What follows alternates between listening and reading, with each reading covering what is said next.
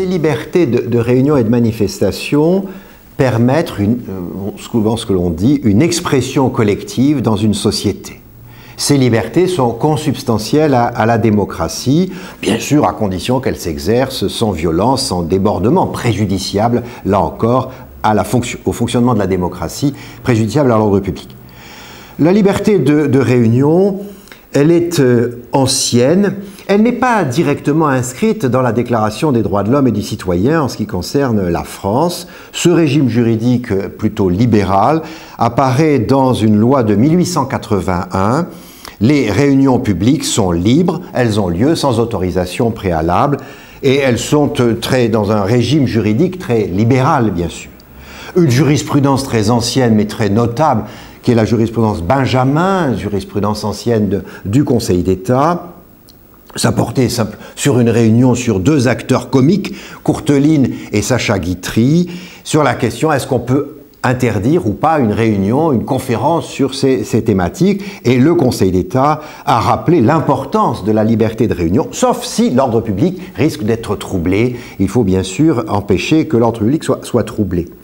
On retrouve la même chose dans les jurisprudences de la Cour européenne des droits de l'homme, y compris en ce qui concerne l'évacuation d'églises occupées par des sans-papiers. La Cour européenne des droits de l'homme admet que si l'ordre public est troublé, il puisse y avoir, là encore, des évacuations à l'occasion d'une réunion, cette fois-ci dans un établissement religieux.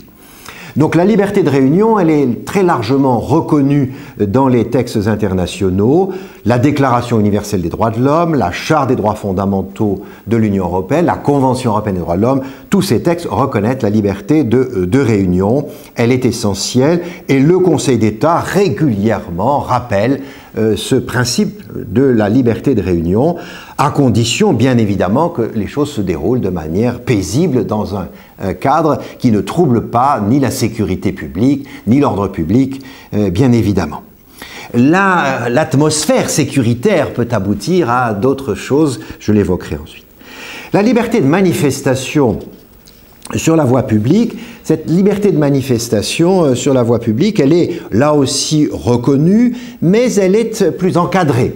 Elle est plus encadrée parce qu'il s'agit de manifester sur la voie publique, donc d'utiliser la voie publique pour cette expression. Et il y a une organisation qui est ancienne, qui remonte à un décret-loi de 1935, mais qui dorénavant est repris dans le Code de la sécurité intérieure pour la prévention de l'ordre public lors de manifestations ou de rassemblements.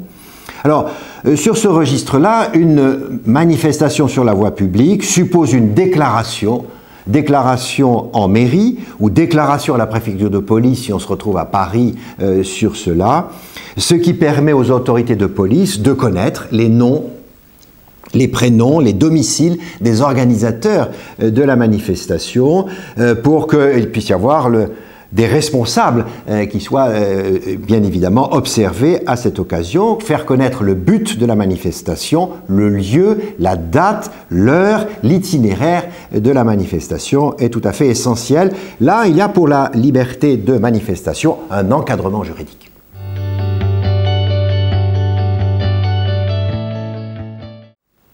Les limites sont toujours les mêmes, sont les limites qui concernent l'ordre public, la sécurité publique. Il faut que ces libertés s'exercent dans une certaine quiétude, dans la paix, qu'une manifestation se déroule dans un itinéraire de manière paisible et qu'il n'y ait pas des exactions, des dégradations de biens privés ou de biens publics à cette occasion. Et donc c'est la notion d'ordre public qui est tout à fait essentielle en la matière.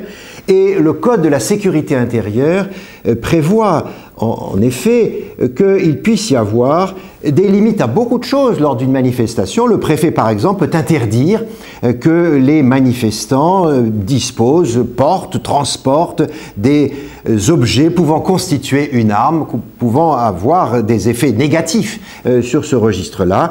Je rappelle que le préfet de police de Paris peut décider d'interdire la manifestation s'il considère qu'elle est un risque fondamental pour l'ordre public. Il y a eu ces derniers temps des exemples tout à fait intéressants où il y a eu des hésitations entre la préfecture de police, le ministère de l'Intérieur et les manifestations ces derniers temps contre la loi travail, où fallait-il interdire ou ne pas interdire la manifestation compte tenu du déroulement de la manifestation précédente qui avait entraîné beaucoup de dégradations, y compris d'un hôpital public. Donc par conséquent, il y avait des risques supplémentaires.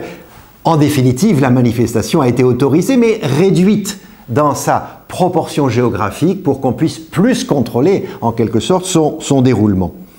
De même, lorsqu'il y a eu des débordements dans telle ou telle manifestation, il y a eu la nécessité par exemple d'empêcher que des personnes dissimulent leur visage pour qu'ensuite elles puissent être retrouvées si elles ont fait des dégradations. Donc l'interdiction de porter des cagoules sur la voie publique, il y a cette dimension-là aussi.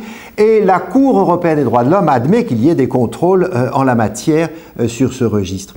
Alors là, très régulièrement, les autorités juridictionnelles, je pense au Conseil d'État, le Conseil d'État a une vision libérale de la liberté de manifestation. La limite, c'est toujours l'ordre public sur ce point, c'est un élément important.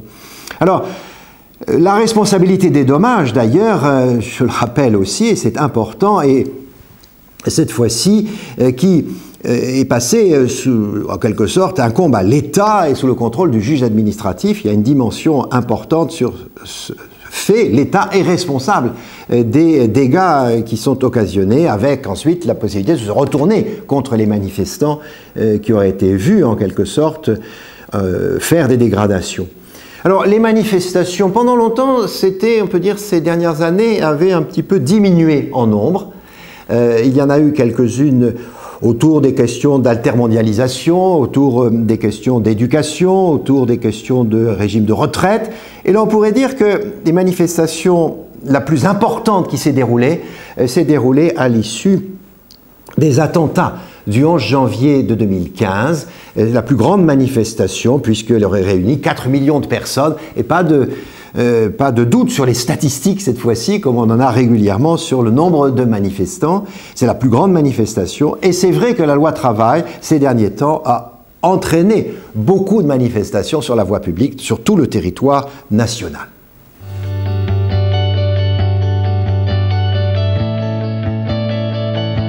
La liberté de manifestation, dans un climat, en quelque sorte, d'état d'urgence, ça pourrait être aussi la liberté de réunion. Dans un climat d'état d'urgence, son exercice devient plus complexe.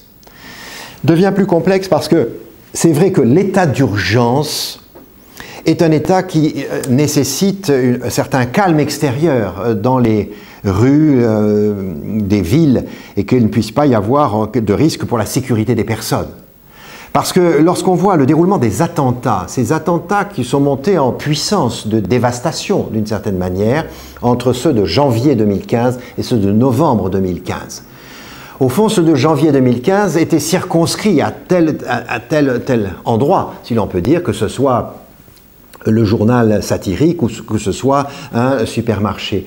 Il y avait une localisation. Pour les attentats de novembre 2015, ces attentats se sont déroulés, effectivement, il y a eu le Bataclan, mais il y a eu dans des rues, tout simplement, dans des terrasses de café. Et donc là, l'état d'urgence a été proclamé à l'issue des événements de novembre 2015, et de manière rarissime, cet état d'urgence est sur tout le territoire national. C'est très rare qu'il soit sur un ensemble du territoire national, y compris outre-mer, et pas seulement sur le territoire métropolitain. Et là, il peut y avoir assez rapidement des contradictions entre l'état d'urgence et la manifestation sur la voie publique. Parce que les autorités de police disent « oui, mais alors dans la manifestation, on peut avoir des terroristes qui déclenchent justement un drame tout à fait exceptionnel dans la mesure où il y a une population en très grand nombre et ça peut avoir des conséquences encore plus graves. » Les attentats qui se sont déroulés en Belgique, notamment dans l'aéroport de Bruxelles, montrent que les choix faits par les terroristes, c'est là où il y a le plus de monde. Donc l'inquiétude s'est développée. Alors c'est vrai que le président de la République a indiqué en Conseil des ministres que la France était en plus dans une situation très particulière parce qu'elle recevait successivement quantité de moments privilégiés, que ce soit l'Euro en matière de football, qui a pour conséquence de réunir de grandes foules dans des lieux privilégiés, bien évidemment, mais que ce soit la COP 21 aussi, qui cette fois-ci avait pour conséquence de réunir la plupart des États du monde, cette fois-ci avec leurs représentants. Donc il a fallu trouver des lieux un peu extérieurs pour qu'il y ait une garantie de la sécurité. Et je rappelle qu'à cette occasion, c'est la sécurité de l'Organisation des Nations Unies qui a joué un rôle décisif en la matière, bien au-delà des forces de police françaises. C'est l'ONU qui a garanti la sécurité des bâtiments dans lesquels il y avait des autorités publiques du monde. Alors sur ce registre, c'est la recherche de l'équilibre, comme à chaque fois, recherche de l'équilibre entre l'expression d'une liberté dans une démocratie,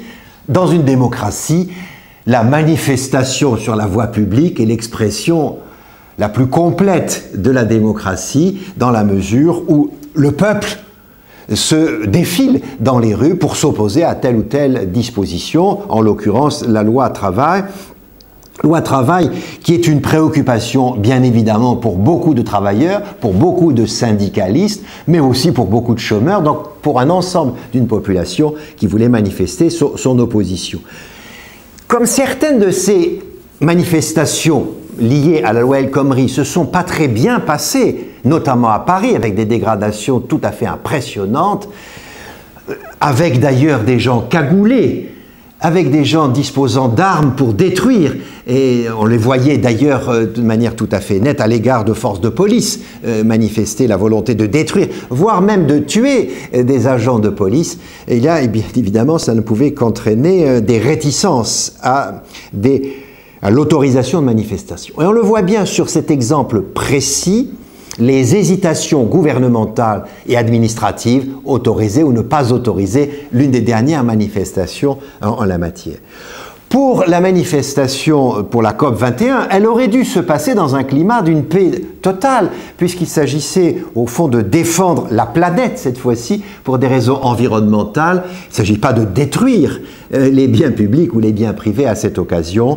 On peut voir que les défenseurs de cette COP ont admis qu'il puisse y avoir, dans ces conditions particulières d'actes terroristes, de limiter et voire d'interdire ces manifestations. Alors parfois, cela peut se traduire aussi par des interdictions de réunions, y compris dans des lieux de culte. L'exemple qui est la fermeture de la mosquée de Lagny-sur-Marne, par exemple, le montre. Et là encore, recherche d'équilibre. Là encore, recherche d'équilibre entre la liberté, cette fois-ci d'expression religieuse, la liberté du culte, et les risques d'incitation à la violence que certains imams ont prononcés par des mots qui incitaient plutôt à une manifestation plus violente. Et là encore, des équilibres trouvés, ce qui permet de comprendre les positions du Conseil d'État sur tel ou tel sujet à cette occasion.